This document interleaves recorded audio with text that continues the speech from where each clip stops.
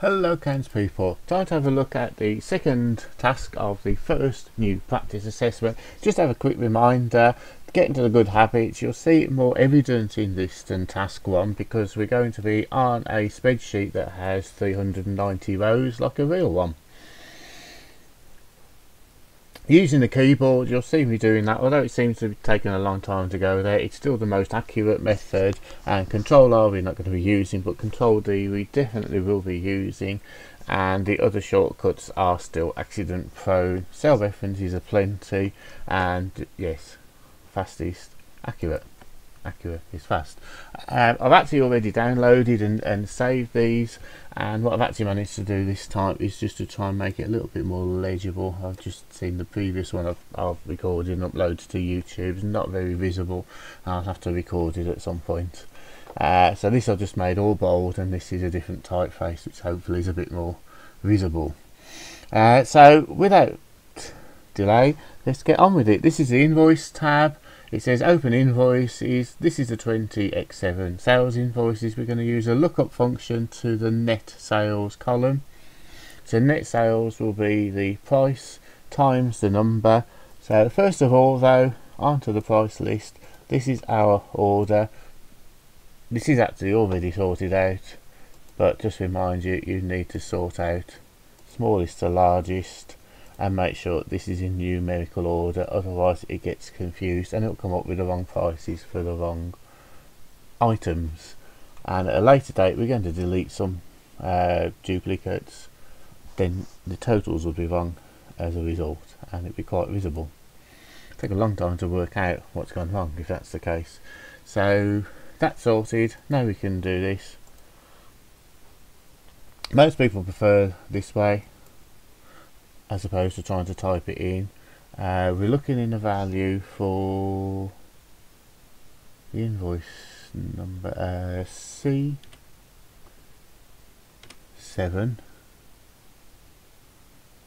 the table is here. No, it's not the headers because that would confuse it in terms of alphabetical order, and the price is in column D, so it's the 4th. That just looks up the price. We could do a couple of sample ones just to see if we're actually getting hold of the right price if we wanted to, but I'm quite confident about that. However, what we now need to do is to times it by the number sold to get the net sales. That will multiply it up. That's still not all we have to do, because we need to put some absolute references in so that when we copy it down it comes out correct. We only need the absolute reference, the $sign in front of the numbers, because we're going vertically. We don't have to copy the formula down yet. We could actually wait till we've done the next column, but gives us a breather all the way down to 392, I think it is.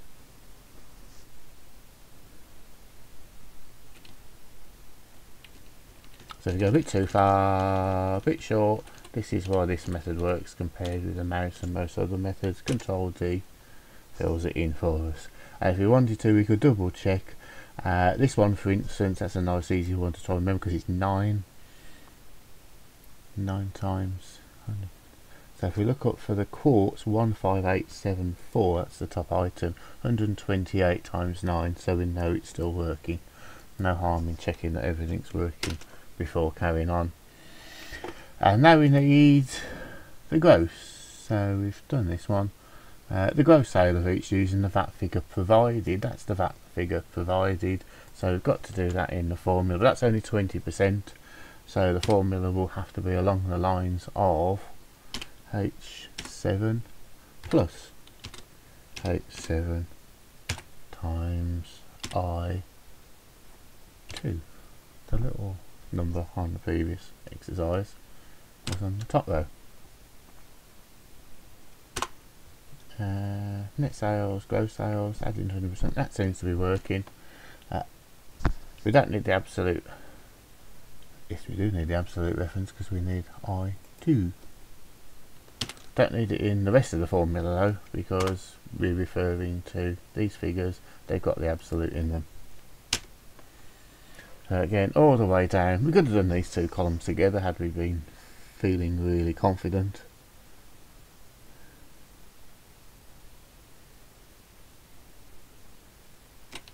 Again, you always go too far, but that's why that technique works.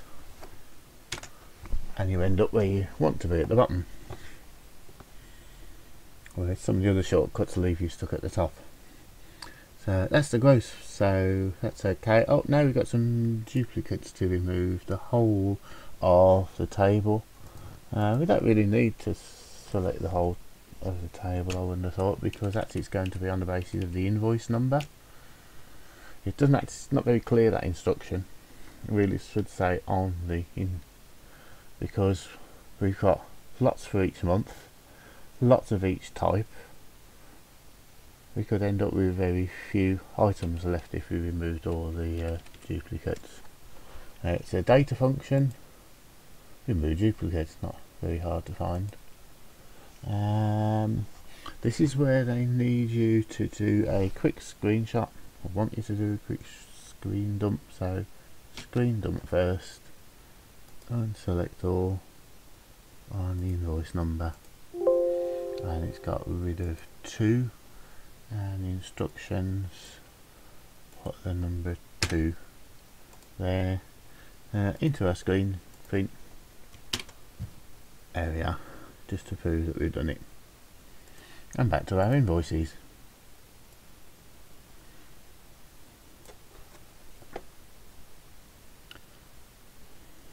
So it found some. And now what I need to know is the average value of the invoices for the year. Well, it's not a weighted average, so it's not a, it is a useful number. So I'm going to put the answer in there, numerical data in the average gross sales invoice. So all we need here, I7 to I looked this up earlier, that's now the bottom one, having taken out the 2 duplicates. I can't read it. No, we can. There, that looks a bit better. That's because I'll squeeze it up to try and make it more legible. Numerical information. Okay, this is accounting style. So just the numerical data. You'd get it confused if you tried to format the headings. Again, probably quickest to do a right click, format cells, accounting. Fairly straightforward. It's done it. Yeah, that's accounting format. 2 decimal places. Yeah, so next bit. No rest. Harmony invoices, a pivot chart and pivot table. Some versions of Excel have a button to click both at the same time. I think it might just be because I haven't got it full width. This one won't show that, I have to do it separately. Number of diamond sinks, just check if there's any important wording. The number of sold in each of the 6 months in chronological order. We'll do that then.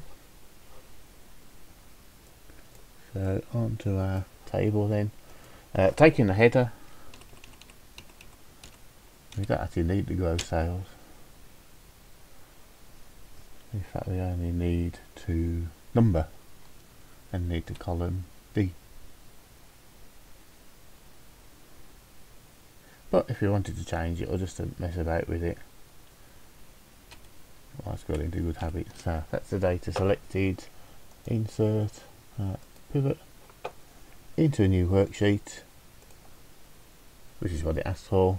Now we've just got to tell it what we want. We want the type, but it's got all the types at the moment, and quantity sold and when by the months. They've come up in numerical order. They're easy to change if not, but we didn't want all the types, we only wanted diamond. If it doesn't come out as you want, maybe on a different exercise it isn't by default almost. Click the buttons and exactly what you want comes up. Get used to practicing on the rows and the values and on the selections until you start getting what you want. If it goes completely haywire, delete sheet, start again. It's only a few clicks, only a few seconds. This is in the right order. If it wasn't, we'd click on sort. So if I actually undo it, Z to A, it's now December. I better put it back again now. That's what we meant. That's what we wanted. And it says a pivot and a there's a pivot table first, now the pivot chart. This will do fine, a clustered column. It doesn't say any particular type, there's no other instructions, but what it does say is highest in black, lowest in red. So September's the highest, just to double check, 253. 2 left clicks to select it. Highest in black.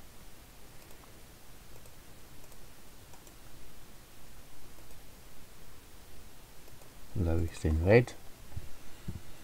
Does it say anything about leaving a legend there? No, and I don't know answers have got a legend in, because that really doesn't help us. We might as well have the space for the graph, because each bar is actually labelled up perfectly okay. And then it says to give it a title, diamond sync sales, and then name the worksheet.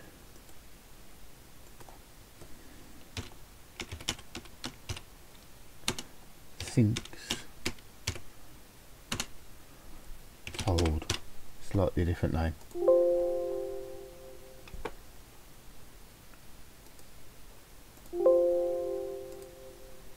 What have I done? Oh, I'm missing a bit. Okay, what have I done? This is me messing about. I've already done one. The exit is now blank, so I've now got to delete that one.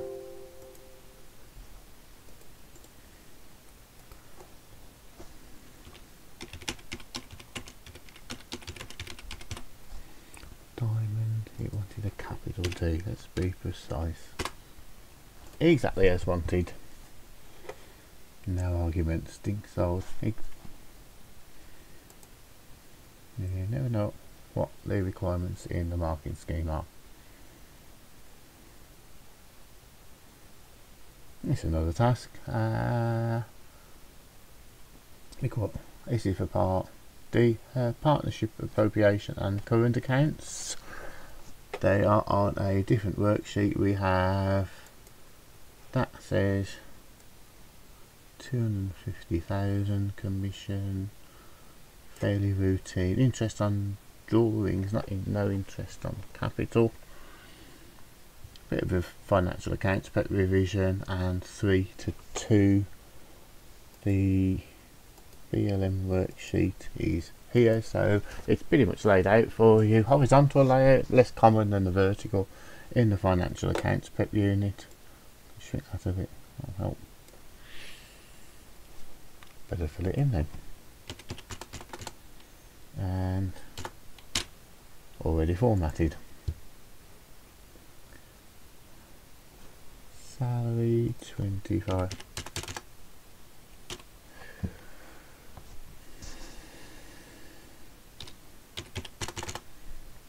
Doesn't say anything about minuses. That'll help with the formula, make it a lot easier to work out. And of course that minus that is 0, which is also a good check. Both versions, plus or minus, occur in the financial accounts prep exam. So but the next item, 8586, and this is also coming off before we appropriate it. 17, my maths is right. I can always double check. Yeah, 0. drawings, not on the appropriation account. In the exam you might get that wrong, but only in the current account. 300, so that will be a minus with a plus then.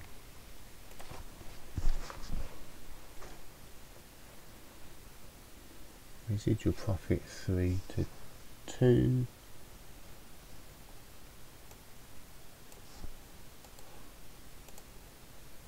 $208,394, and it's going to be split 3 to 2. So equals the, doesn't say use a formula, but it is a spreadsheet exam. Divide by 5, 3 and 2 is 5 times 3.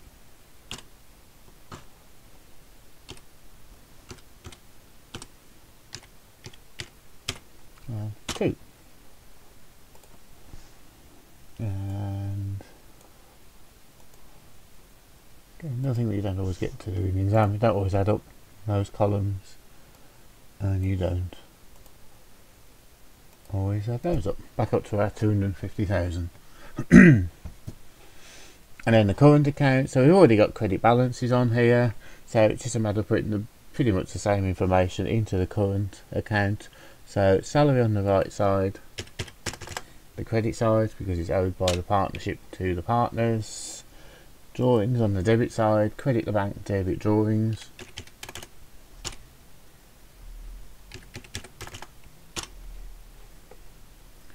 commission,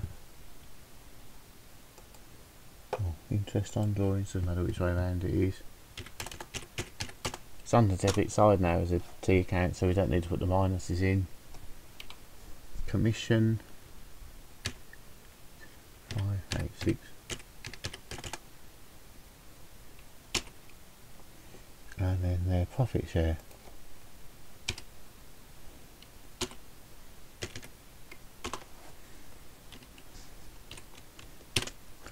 Put the link in because it looks better.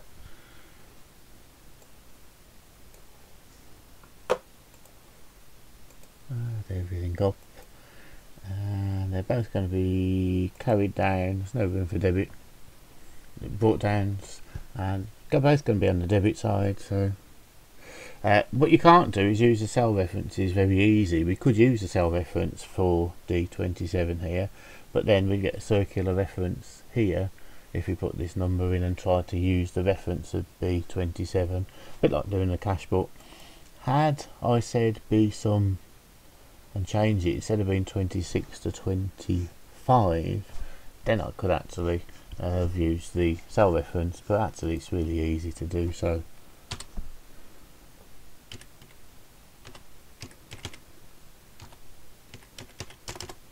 I'll do it that way.